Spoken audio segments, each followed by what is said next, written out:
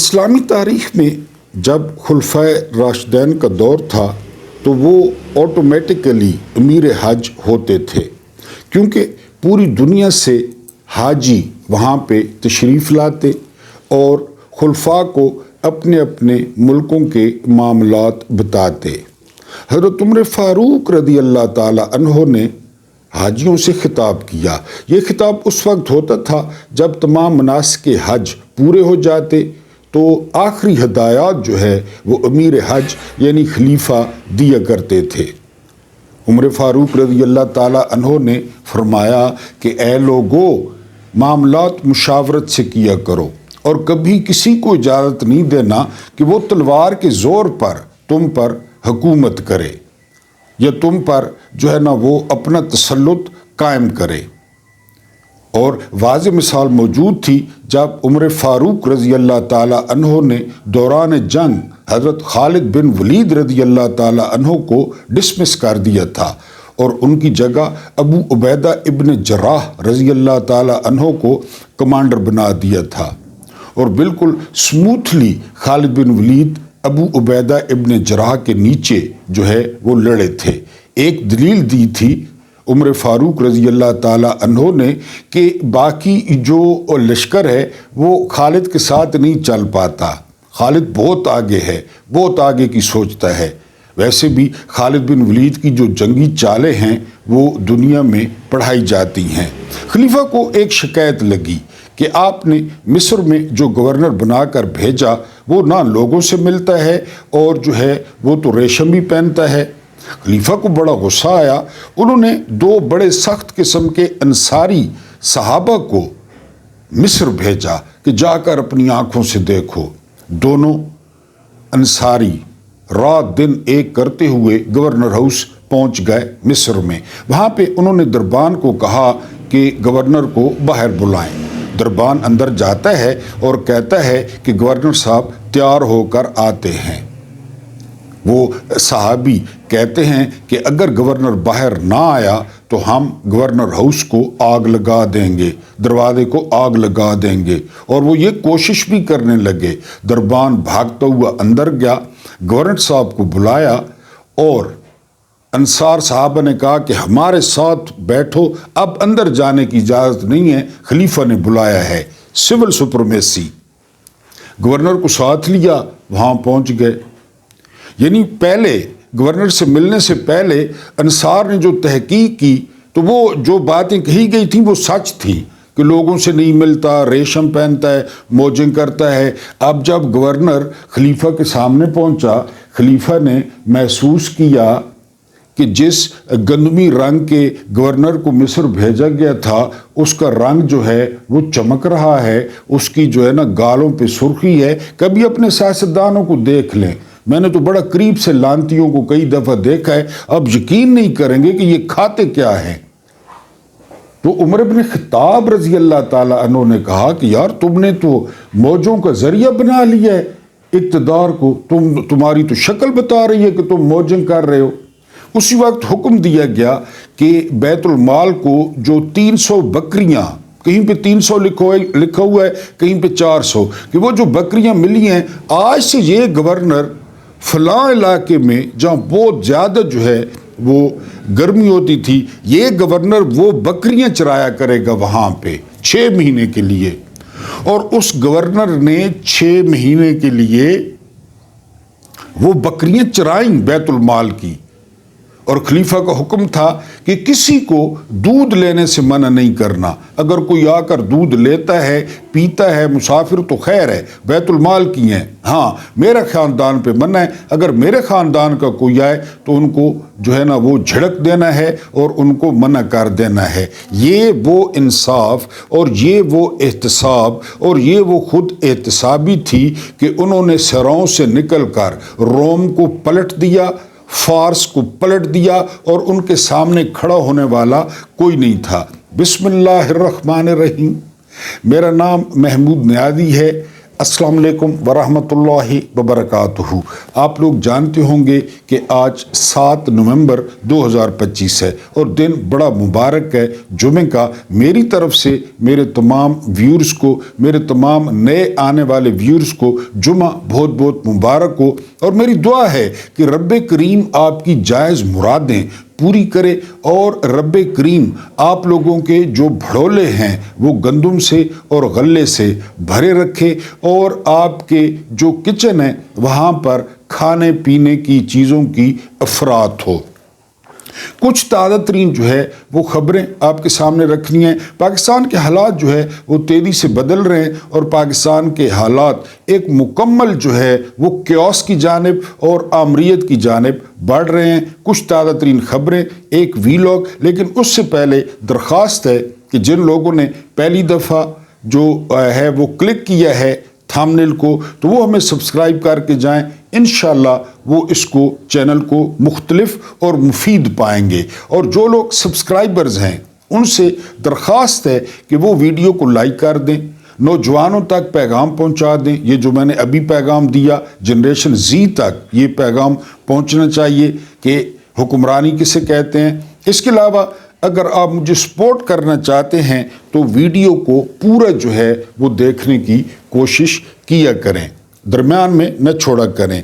पहला जो हम मरसिया पढ़ेंगे वो मरसिया है 28 नवंबर 2025 का, और वो मरसिया ये है कि जनरल आसिम मुनीर हिलाल इम्तियाज़ मिलिट्री जो सारे के सारे निज़ाम को दो पे लगा रहे हैं, उनके जाने का आखिरी दिन है, यानी उनकी सर्विस का आखिरी दिन है। लेकिन वो नए नए प्लान बना रहे हैं और ये दो ख़ानदान जिनकी जो क्रेडिबिलिटी है, जो सियासी साख है, वो मट्टी हो चुकी है। और अब वो मेरा ख्याल है कि काफ़ी अरसे तक अगर कोई फेयर इलेक्शन हो जाए, अगर कोई साफ शफाफ इलेक्शन हो जाए तो अपने घरों से भी नहीं जीत सकेंगे। बहरहाल 28 नवंबर 2025 को जो है वो जनरल आसिम मुनीर हिलाल इम्तियाज़ मिलिट्री ने घर जाना है। कल आपको एक नाम भी बताया था, कोर कमांडर मंगला हैं नुमान ज़करिया, उनका नाम लिया जा रहा है नए आर्मी चीफ के लिए। ये दो सूरतों में हो सकता है। वो कौन सी दो सूरतें हैं वो आगे चल के आपको बताता हूँ। अब आइंस्टाइन से किसी ने पूछा कि पागलपन क्या होता है, पागलपन की तारीफ क्या है। डॉक्टर अल्बर्ट आइंस्टाइन ने जवाब दिया कि एक काम को बार बार करना और मुख्तलिफ नतीजे की तवक्को रखना, ये पागलपन है। 78 साल से यहाँ पागलपन चल रहा है। अब पानी और चीनी को मिलाएंगे तो वो शरबत बनेगा, उसने शहद नहीं बनना। लेकिन मैंने ये बात क्यों की, पागलपन KPK का मुंतखब वज़ीर आला, और ये आपको बता दूं कि यार ये चारों सूबों में ओरिजिनल वज़ीर आला है फॉर्म 45 का। वो कल इस्लामाबाद हाई कोर्ट आता है, वो चीफ जस्टिस से मिलने की कोशिश करता है। वो कोई सिफारिश नहीं करवाता, उसके कोई ट्रक नहीं फंसे हुए थे कुपियों के जो उसने छुड़वाने थे। वो सिर्फ ये चाहता था कि उसकी अपने चेयरमैन इमरान खान से मुलाकात कराई जाए। चीफ जस्टिस भाग जाता है, उसकी शक्ल पे भी बहुत नूर है, सरफराज डोगर मेरा फेवरेट है। उसके बाद क्या होता है, उसके बाद ये वज़ीर आला ये पहुंचता है जो है ना वो अडयाला, वहाँ पे इसको पुलिस रोक लेती है। दो टके के जो SHOs हैं वो इन जो है ना वो नुमाइंदों को, जो इलेक्टेड नुमाइंदे हैं उनको रोक लेते हैं और सुहेल खान आफरीदी की अदालती हुक्म के बावजूद वो मुलाकात नहीं होने दी जाती। अरबाब मोहम्मद ताहिर जो कि जस्टिस हैं इस्लामाबाद हाई कोर्ट के, उन्होंने सुलेमान अकरम राजा को इजाज़त दी, लेकिन उनकी भी मुलाकात जो है वो नहीं कराई गई। अब आप आइंस्टाइन की वो सेंग पे जो है ना उसको देखें कि पागलपन की क्या तारीफ़ है, और 1971 को जो है वो आप लोग जो है वो याद करें। उसके बाद जो अगली खबर है वो नजम सेठी कहते हैं कि जी इस्टेब्लिशमेंट का ख्याल है कि यहाँ जमहूरियत नहीं चल सकती। ये खुद ही सोचते हैं, खुद ही उस पर अमल करते हैं। किसने कहा यहाँ जमहूरियत नहीं चल सकती? आपने जमहूरियत को चलने कब दिया? क्योंकि इसकी जो चिड़िया है ये वहीं से सारी जो है वो खबरें लाती है। آگے چل کے موصوف فرماتے ہیں کہ تمام سیاسی جماعتیں ڈسکریڈٹ ہو گئی ہیں. کہاں ڈسکریڈٹ ہوئی ہیں؟ صرف ان کی پالتو نون لیگ اور پیپلز پارٹی ڈسکریڈٹ ہوئی ہے. عمران خان تو زبردست نظام چلا رہے تھے اور انہوں نے چلا کر دکھایا. 3.5 سال میں کوئی ڈسکریڈٹ نہیں ہوئے تھے خان صاحب. مہنگائی تھی، پوری دنیا میں تھی، کووڈ تھا، کرونا آپ جانتے ہیں، تو عمران خان تو ڈسکریڈٹ نہیں ہوئے تھے. ان کے اپنے فلسفے ہیں، یہ خود ہی جو ہے نا شعر کہتے ہیں، خود ہی اس پہ داد دیتے ہیں، یہ ہمارے بھائی لوگ. اس کے بعد جو اگلی خبر ہے وہ یہ کہ ٹھٹھے اڑائے ہیں کامران شاہد، اداکار شاہد کا بیٹا، اور فیصل وارڈن نے ٹی وی پہ بیٹھ کے کہ ترمیم تو ہو گئی، یہ تو ہم دکھا رہے ہیں کہ جمہوریت کا حسن ہے. فضل الرحمان کے پاس جانا، بلاول کے پاس جانا، زرداری کے پاس جانا، لوگوں کو بھی تو بے وقوف بنانا ہے نا. ترمیم تو ہو گئی ہے. انہوں نے ٹھٹھے اڑائے ہیں نون لیگ کے اور پیپلز پارٹی کے، لیکن آپ پتہ ہے پیپلز پارٹی نے بھی لاسٹک کی شلوار پہنی ہوئی ہے اور نون لیگ نے بھی لاسٹک کی شلوار پہنی ہوئی ہے. وہ تیز چلتے ہیں تو شلوار نیچے آتی ہے، شلوار نیچے آتی ہے تو سارا کچھ نظر آتا ہے. بہرحال انہوں نے جو ہے وہ ٹھٹھے اڑائے ہیں. پنجاب کے تمام افسروں کو اطلاع دے دی گئی ہے کہ 127 سالہ پرانا جو انگریز کا نظام تھا میجسٹریٹ کا، وہ بحال ہونے جا رہا ہے. آپ لوگ اپنے مسل بنائیں، آپ لوگ جم جوائن کریں، کیونکہ عوام کا آپ لوگوں نے جینا حرام کرنا ہے. اور یہاں پہ انگریزوں کی جو حکومت تھی وہ واپس آ رہی ہے، اور ڈی سی کو اور اے سی کو اور کمشنر کو جو ہے وہ میجسٹریٹ بنایا جائے گا. اس کے بعد جو اگلی خبر ہے وہ خبر یہ ہے کہ جو ہے نا وہ کہتے ہیں جاوید چودھری صاحب، ان کو ایکسپریس سے فارغ کیا گیا ہے 19 سال بعد. باری باری سب کی باری. وہ کہتے ہیں کہ جی 1973 کا جو آئین ہے 1973 کا، اس نے نہ ضیاء کو مارشل لاء لگانے سے روکا اور نہ جو ہے وہ مشرف کو مارشل لاء لگانے سے روکا، اور آئین بے بسی سے دیکھتا رہا. یہ ہمارے دانشور ہیں. اب کوئی ان سے پوچھے کہ یہ آئین امریکہ میں موجود ہے، وہاں کی فوج زیادہ طاقتور ہے، وہاں کی فوج کے پاس زیادہ اسلحہ ہے، انہوں نے تو آئین کبھی نہیں توڑا. وہ بھی توڑ سکتے ہیں، وہاں بھی آئین کاغذ پہ لکھا ہوا ہے، کسی لوہے پہ تو نہیں لکھا ہوا. انڈیا میں تو آئین کسی نے نہیں توڑا، وہاں بھی فوج موجود ہے، بڑی فوج موجود ہے. بہرحال یہ ہمارے جو ہے وہ دانشور ہیں. سینٹر مشتاق جماعت اسلامی کی منافقت آپ ملاحظہ کریں، اور ان کو کیوں ووٹ نہیں پڑتا اور آگے بھی نہیں پڑے گا. انہوں نے انکشاف کیا ہے کہ میں نے جو سیو غزہ کمپین شروع کی تھی تو اس سے مجھے حافظ نعیم نے منع کیا. میں منظور پشتین اور مارنگ بلوچ کے اجتماعوں میں جاتا تھا، وہاں جانے سے بھی مجھے حافظ نعیم الرحمان نے منع کیا. جب یہ شخص امیر بنا تھا تو میرے سمیت بڑے لوگوں کو امیدیں تھیں کہ تھوڑا سا جوان ہے، یعنی اتنا بوڑھا نہیں ہے، کراچی میں بڑا یہ شور کرتا تھا تو آپ امیر بن گئے. لیکن یہ سینٹر مشتاق نے انکشاف کیا ہے کہ اس کو چابی کہاں سے دی جاتی ہے، اور انشاءاللہ تعالی ساری عمر جو ہے، پہلے تو کوئی ایک آدھ سیٹ یہ لے لیتے تھے، اب یہ ایک آدھ سیٹ بھی جو ہے وہ کہیں سے نہیں لیں گے. اس کے بعد جو اگلی خبر ہے وہ یہ، آپ اندازہ کریں پاکستان کے سسٹم کا. اعظم خان آپ جانتے ہیں وہ بہت موٹا سا بھارا سا ہے، ٹیلنٹڈ، لیکن وزن پہ کنٹرول نہیں ہے، کھانے پہ کنٹرول نہیں ہے. اس پہ سوال ہوا ہے کہ 47 سے لے کر آج تک سب سے بڑا دی گریٹسٹ کرکٹر ایور، سوال تھا کون ہے پاکستان نے پیدا کیا. پتہ کیا کہتا ہے اعظم خان؟ یعنی یہ شمالی کوریا ہے یا پاکستان ہے، یہ جرنیلوں کا پاکستان ہے. اعظم خان کہتا ہے کہ میں نے نام لیا تو مجھے بہت ماریں گے. ایک نیشنل کرکٹر کہہ رہا ہے. اچھا پھر اس نے کہا کہ جی ہفتہ ہوا ہے اس کی برتھ ڈے گزری ہے، وہ شخص گریٹسٹ کرکٹر ہے. پھر وہ جو خاتون تھی اینکر، انہوں نے کہا نہیں جی نہیں، آپ نام لیں. تو اعظم خان آگے سے کہتا ہے یہ پروگرام ٹی وی پہ چلے گا یا یوٹیوب پہ چلے گا. اور پھر اس نے کہا جی چلیں عمران خان. یہ نیشنل کرکٹر ہے، انٹرنیشنل کرکٹر ہے، معین خان کا بیٹا ہے، کہتے ہیں جی ماریں گے. یہ حال کر دیا پاکستان کا. عمران تو جیل میں نا، پی ٹی آئی تو گئی بھاڑ میں، ٹھیک ہے، اس نے تو جو تباہی لانی تھی وہ لائی 3 سال میں، دنیا گواہ ہے.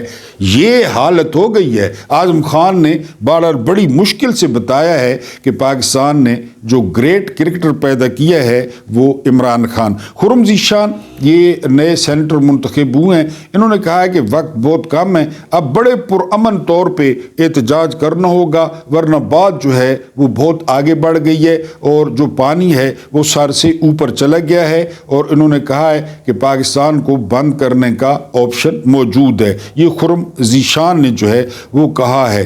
بیٹھے بٹھائے حکومت کو ایک اور قانون آیا ہے، بڑی زور سے آیا ہے، اور وہ یہ کہ جتنے بھی اوورسیز پاکستانی ہیں اگر وہ باہر کی شہریت رکھتے ہیں تو انہیں پاکستان کی شہریت چھوڑنی ہوگی۔ ان کو پہلے دن سے اوورسیز سے بڑی تکلیف ہے، حالانکہ ان کے ریال، ان کے پاؤنڈ، ان کے ڈالرز بڑے اچھے لگتے ہیں اور بڑے چوڑے ہوتے ہیں کہ اتنی ریمیٹنسز آئی ہیں، لیکن تکلیف اس لیے ہے کہ 90% اوورسیز وہ عمران خان کے حمایتی ہیں۔ اب ان کو بیٹھے بٹھائے یہ غیر کر رہے ہیں کہ ترمیم لائی جا رہی ہے کہ تمام پاکستانی جو ہے نا وہ پاکستانی پاسپورٹ سرنڈر کریں گے، وہ اپنے باپ دادا کا ملک جو ہے وہ چھوڑیں گے۔ کئی لوگ یہاں سے گئے، انہوں نے محنتیں کی، مزدوریاں کی، وہاں پہ مقامات اور اعلیٰ مقام حاصل کیے، اب یہ کہہ رہے ہیں کہ آپ پاکستانی پاسپورٹ سرنڈر کر دیں کیونکہ پاکستان ہمارے باپ کی جاگیر ہے۔ یہ ترمیم جو ہے نا وہ سنیں آ رہی ہے۔ اس کے بعد فرحت اللہ بابر، یہ پیپلز پارٹی میں پتہ نہیں اب ہیں یا نہیں، بہرحال انہوں نے بڑے پیمپر چینج کیے، بڑے جو ہے نا وہ ڈائپر چینج کیے، گرین کلر کے اور پیلے کلر کے، جو بھٹو خاندان کا بلکہ زرداری خاندان کے بچے جو ان پیمپروں میں نکالتے مواد تو یہ دھوتے رہے، سفید سر، جسم کا کوئی بال کالا نہیں ہے۔ یہ کہتے ہیں کہ جرنیلوں کا جو دیرینہ خواب ہے وہ 27ویں ترمیم میں وہ پورا ہونے جا رہا ہے کیونکہ وہ مکمل طور پہ اس پہ جو ہے وہ کنٹرول وہ حاصل کرنا چاہتے ہیں۔ اس کے بعد متی اللہ جان صاحب فرماتے ہیں کہ نواز شریف نے اور یہ شہباز شریف نے یہ ایک بڑے عرصے سے دو نمبری کر رہے ہیں۔ دو نمبری یہ ہے کہ نواز شریف پورٹریٹ کرتا ہے کہ جو شہباز شریف ہے نا وہ شو بوائے ہے، وہ پالشیا ہے، وہ اردلی ہے، وہ چپڑاسی ہے، لیکن میں بڑا انقلابی ہوں اور میں چی گویرا ہوں۔ تو متی اللہ جان نے کہا ہے کہ میرا چیلنج ہے یہ جو 27ویں ترمیم ہو رہی ہے اس پہ نواز شریف باہر نکلے اور نواز شریف پریس کانفرنس کرے کھلی کہ جی میں اس کی مخالفت کرتا ہوں، ہم اس کے حق میں ووٹ نہیں دیں گے۔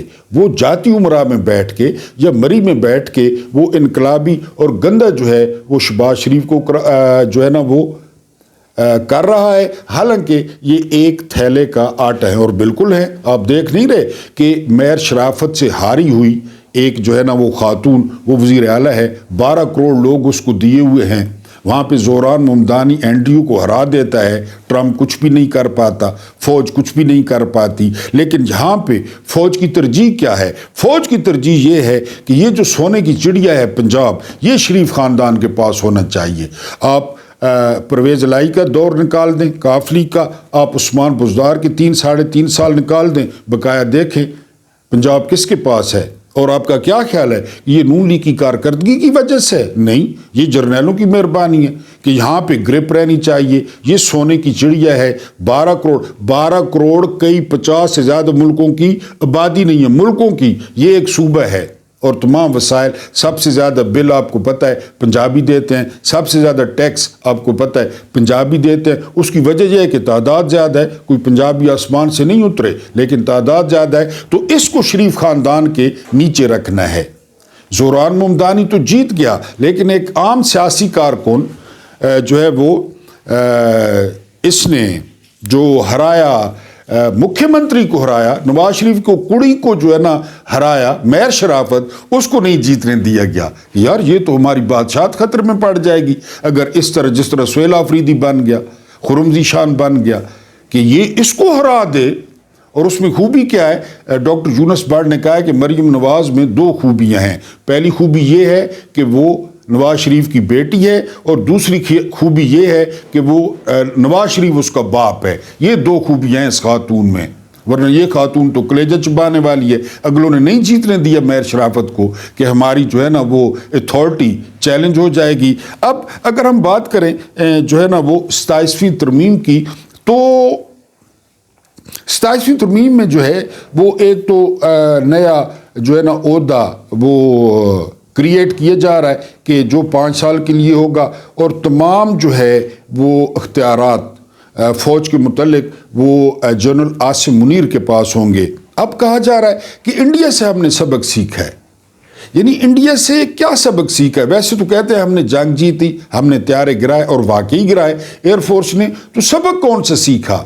یعنی کیا ایئر فورس نے اپنے طور پہ جہاز گرائے تھے؟ کیا کوئی نہیں چاہتا تھا کہ انڈیا کے جہاز گرے؟ کسی نے خود ری ایکٹ کر دیا غصے میں آ کر کہ اب جو ہے نا کہ نہیں، ہمارے حکم کے بغیر جو ہے وہ تیلا بھی نہیں ہلے گا۔ یہ حکومتی بھونپو کہہ رہے ہیں کہ ہم نے انڈیا کی جنگ سے سیکھا ہے، لہذا ہم ایک کمانڈ بنا رہے ہیں۔ سیکھنا تو انڈیا کو چاہیے تھا کہ ہمیں مار پڑی، ہمیں پھینٹا پڑا، پاکستان کو سیکھنے کی کیا ضرورت تھی؟ اور اس میں آئین کی کیا ضرورت تھی ترمیم میں؟ آپ ٹھیک ہے ادھر ادھر کر دیں، کسی کو افسر لگانا، جرنیل لگانا، ادھر ادھر کر دیں، سمپل سی بات ہے۔ لیکن اصل بات یہ نہیں ہے، اصل بات آئینی کور ہے۔ جو کچھ ہو چکا ہے، جو کچھ ہو رہا ہے، جو کچھ ہونے جا رہا ہے، اس کو آئینی کور کی ضرورت ہے کہ کل کو جو ہے، میں نے آپ کو پہلے بھی وی لاگ میں بتایا کہ آرمی چیف کو ریموو نہ کیا جا سکے۔ کل کو کوئی ایسا عوامی وزیر اعظم آ جائے، اور وہ کیونکہ اس کے اختیار میں ہوتا ہے، چیف ایگزیکٹو جو ہے وہ ملک کا وزیر اعظم ہوتا ہے۔ انڈیا میں دیکھ لیں، امریکہ میں ٹرمپ ہے، جو ہے نا وہ فرانس میں میکرون ہے، جس کو مرضی ہے وہ ڈسمس کر دیں۔ جو چیف ہوتا ہے وہ تو ڈیفنس سیکٹری کے نیچے ہوتا ہے، منسٹر جو ڈیفنس منسٹر ہے وہ اس کا باس ہوتا ہے۔ لیکن جو ہے یہاں پہ خواجہ آصف ہے، ہم نے جو درخواست کرنی ہے آپ نے اور میں نے، وہ یہ کہ 27ویں ترمیم میں عزت رکھ دی جائے، کہ یعنی لوگ عزت کریں، یعنی یہ بڑا ضروری ہے، عزت کریں۔ اور اس کے علاوہ جو ہے نا وہ جو ہے یہ شرط ہے کہ جو ہے نا اگر آپ عاصم منیر صاحب سے جو ہے نا وہ وفا کریں گے تو یہ خزانے جو ہے، کیونکہ پیپلز پارٹی نے حمایت کر دی ہے، پیپلز پارٹی کو تکلیف تھی NFC ایوارڈ سے، وہ جو مال آتا ہے مانگتا وفاق ہے ملکوں سے اور پھر صوبوں کو دے دیتا ہے، اس میں پیپلز پارٹی پہلے کھانچے لگاتی ہے، ان کو یہ تکلیف تھی۔ لیکن اب انہوں نے رات کو اعلان کر دیا ہے کہ کی عاصم سے وفا تو نے تو خزانے تمہارے ہیں، جو بھی ہو، نون لیگ ہو، MKM ہو، MKM 26 میں سے ایک سیٹ نہیں جیتی، لیکن عاصم منیر سے وفا، پیپلز پارٹی پتہ نہیں 26 کی 27 سیٹیں جیتی، عاصم سے وفا، نون لیگ 17 سیٹیں جیتی، عاصم سے وفا، تو کی عاصم سے وفا تو نے تو یہ سارے خزانے لٹو پھٹو کھو، کوئی پوچھنے والا نہیں ہے، بس آپ لوگوں نے عاصم منیر کا جو ہے نا وہ دم بھرنا ہے، ان سے آپ نے وفا کرنی ہے۔ لیکن جس طرح میں ذکر کر رہا تھا کہ عزت رکھی جائے 27ویں ترمیم میں، کہ ان کی لوگ عزت بھی کریں گے، اور ایک 27ویں ترمیم میں جو ہے نا وہ آب حیات، جس کے بارے میں کہا جاتا ہے جو پی لے تو وہ کبھی نہیں مرے گا، آب حیات کا بھی بندوبست کر لیں کہ لوگ عزت بھی کریں گے، اور آب حیات بھی جو ہے وہ کہیں سے وہ ان کو پلا دیا جائے گا، تاکہ یہ ساری عمر جو ہے وہ انجوائے کریں۔ رات کو کیا ہوا؟ رات کو اسلام آباد پولیس KP کے ہاؤس میں داخل ہو جاتی ہے، اور ان کے پاس وارنٹ ہوتے ہیں۔ کس کے وارنٹ ہوتے ہیں پتہ ہے آپ کو؟ یہ وزیر اعلیٰ KP کے جو ہے نا وہ سہیل آفریدی کے جو ہے وہ وارنٹ ہوتے ہیں کہ 26 نومبر کو جو ہے وہ انہوں نے احتجاج میں، کوئی ظاہر ہے ان کے پاس اتنے مقدمے ہیں یا بنا لیتے ہیں، ان کے پاس کوئی مشکل ہے، وہ ہم جنید اکبر کو اور سہیل آفریدی کو گرفتار کرنے آئے ہیں۔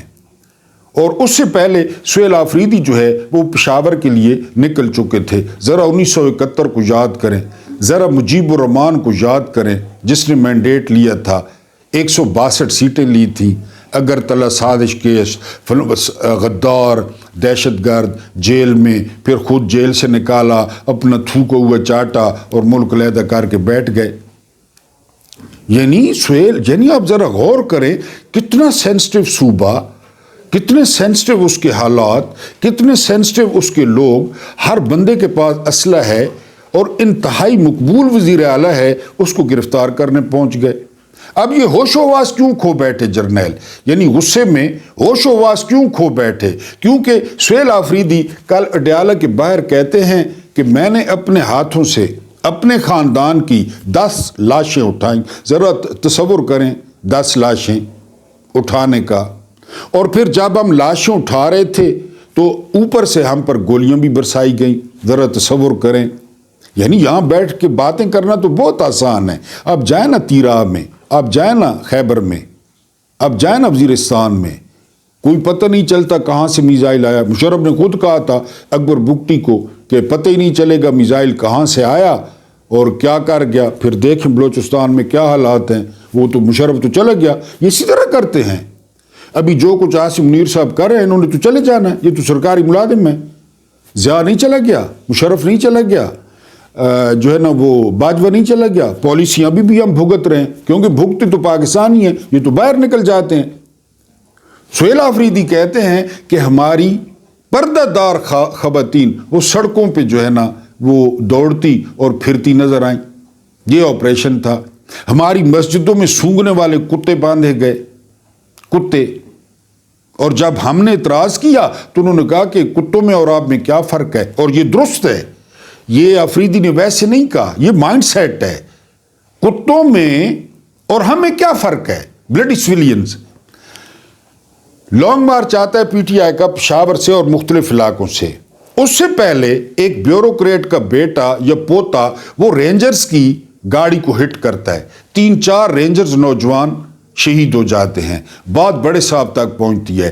بڑے صاحب کہتے ہیں کہ 10 منٹ میں ڈی چوک خالی کرو. پتہ نہیں کیا رینجرز کو کیا ہوا، کس نے مارا، کس طرح شہید ہوئے. نہیں جی پی ٹی آئی والے آ رہے تھے. پھر 26 نومبر کو کیا ہوا، آ رہا ہے. کیا فرق ہے یعنی عوام میں اور کتوں میں کیا فرق ہے؟ سنائپر سے گولیاں ماری جاتی ہیں، دماغ اڑائے جاتے ہیں، لاشیں غائب کی جاتی ہیں. 3 دن بعد اسلام آباد پر گدھ ہی گدھ اڑ رہے ہوتے ہیں. کیا فرق ہے آپ بتائیں. اچھا 26 نومبر چھوڑیں، یہ کل کی بات ہے. مرید کے کیا سمجھا گیا عوام کو، اور کہ ٹرک بھرے گئے. کدھر گئے وہ ٹرک؟ پریس کانفرنسز، مدرسے بند، مسجدیں بند. کیا سمجھتے ہیں عوام کو؟ بالکل ٹھیک کہا ہے. انہوں نے اپنا مائنڈ سیٹ ڈسکلوز کر دیا ہے. کشمیر میں دیکھیں وہ عام لوگ، نہ کوئی سیاستدان تھے نہ کوئی بڑے لیڈر تھے، عام لوگوں نے احتجاج کیا، وہاں بندے مار دیے. ان کے منہ کو خون لگ گیا، یہ بھیڑیے بن گئے ہیں. یقین کریں کہ مشرف کے دور میں کچھ بھی نہیں تھا ایسا. اور مشرف پہ جو تنقید، آپ مشرف کے دور میں صرف انور مقصود کے پروگرام دیکھ لیں کہ مشرف پہ جو ہے نا وہ کیا بات ہوتی تھی. انور مقصود کو اعجاز الحق اور ڈاکٹر انوار الحق، یہ ضیاء کے بیٹے ہیں، وہ لے گئے ایک پروگرام میں. وہ لے گئے، غور کرنا ہے لطیفے پہ. انہوں نے کہا جی آپ کو ابو نے بھیجا ہے.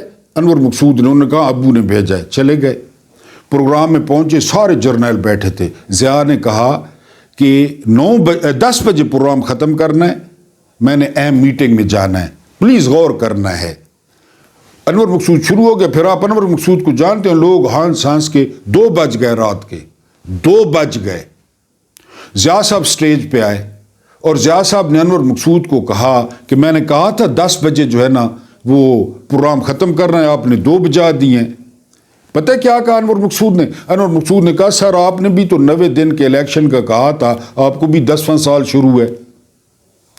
جتنے وہاں پہ جرنیل کھڑے تھے اور بیٹھے تھے ساروں نے کہہ کا مار دیا.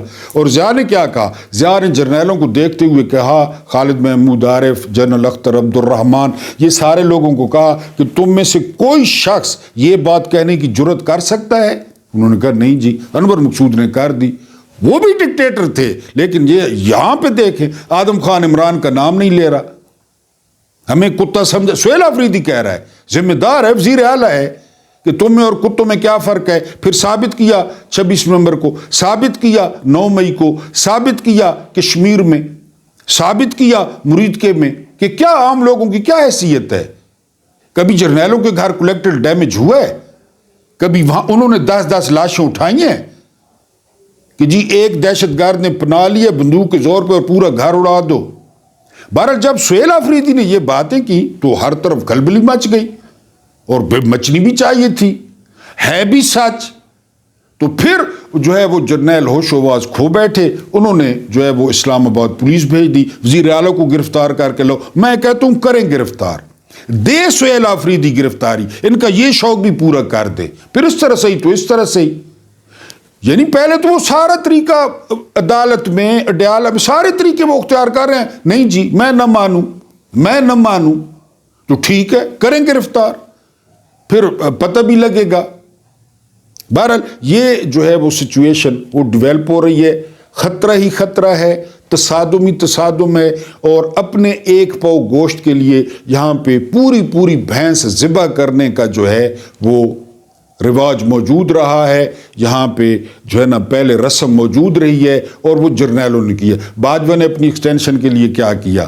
بہرحال وہ جرنیل اس وقت غصے میں ہوش و حواس کھو بیٹھے ہیں، ان کو چاہیے کہ ٹھنڈا پانی پئیں، ذرا اپنی اداؤں پہ جو ہے وہ غور کریں۔ سہیل خان آفریدی نے کل زبردست اعلان کیا ہے، اور وہ اعلان یہ ہے کہ وہ قبائلی علاقوں کو پہلی دفعہ 1000 ارب کا پیکج دیں گے۔ یہ زبردست ہے، اور اس سے جو ہے وہ دہشت گردی ختم ہوگی۔ اس طرح تو ختم نہیں ہوگی جس طرح جرنیل کرنا چاہتے ہیں۔ اللہ پاک آپ لوگوں کو جمعہ مبارک کرے، اللہ پاک آپ لوگوں کو آسانیاں عطا فرمائے، آسانیاں بانٹنے کی توفیق عطا فرمائے۔ میرا رب کریم آپ کے اور میرے مرحومین کی مغفرت فرمائے، ان کے ساتھ عدل کا نہیں رحم کا اور احسان کا معاملہ کرے۔ مجھے برداشت کرنے کا بہت بہت شکریہ۔